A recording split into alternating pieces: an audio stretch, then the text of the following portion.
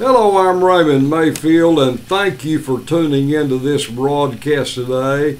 I want to talk to you about love. That's a very important subject to talk about today, the love of God. It tells us in this chapter, 1 Corinthians chapter 13, the essential ingredients in being a Christian and how to operate in the things of God is to have love in our hearts. With all the strife and all the unrest that's going on in the world, it is good to step back and think about the love of God. One of the great chapters in the Bible, I guess, is 1 Corinthians chapter 13. You should read that. It's a great chapter. It talks about what genuine love is all about. 1 Corinthians chapter 13, verse number 1, I'm reading from the Amplified Bible. If I can speak in the tongues of men, and parentheses, even of angels, but have not love, parentheses, that reasoning, intentional spiritual devotion, such as inspired by God's love, for as in us I am only a noising gong or a clanging cymbal. That says in the, of course, in the King James Bible, I'm a sounding brass and a tinkling cymbal. We can do all these great things in the spiritual walk, we think, but if we don't have love for people, it's all in vain. The essential importance of love is so important. In verse number 2, even if we have prophetic utterances and powers and the gift of interpreting divine will and purpose of God, understanding all secret truths and all mysteries, and possess all knowledge, even great faith, and have not love, I'm just a nobody. And verse 3 says, if we even are benevolent and we give thanks to people, if we don't do it in the right spirit and we don't have the right heart and we don't do it in love, it amounts to nothing.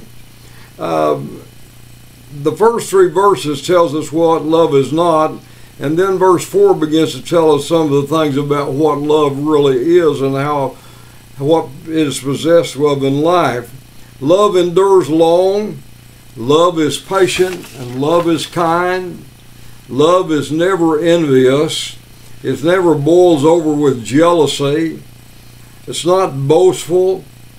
It does not misbehave.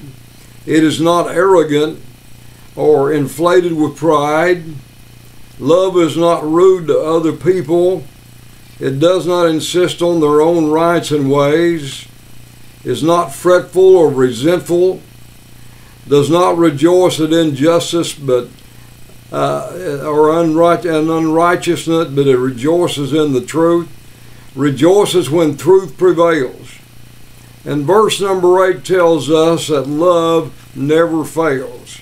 Folks, I want to tell you something. There's a lot of things that we can do in our Christian walk. That everything we do for God, we've got to do it in the love of God. If we don't have love of God in our heart, we need to get down on our knees and ask God to put that love in our heart for the Christian work. If we're just doing it for money, if we're just doing it for our own selves, then we're walking down the wrong way. But God wants us to have that love. Verse 8 says, love never fails. The things that we see and feel and touch will one day be eliminated. For our knowledge is fragmented, it's incomplete, and it's imperfect. And verse 10 says, but when the complete and total comes, the incomplete will vanish away and become antiquated, void, and superseded.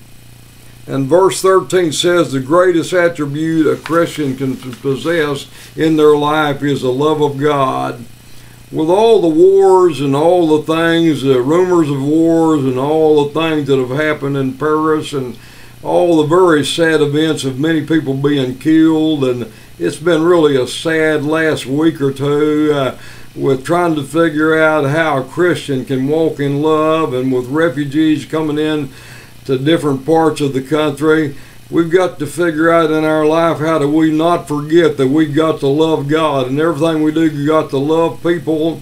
We got to be wise, and we got to have wisdom, but let us not forget we must have the love of God in our life. This is Raymond Mayfield, and I really appreciate you listening to the program.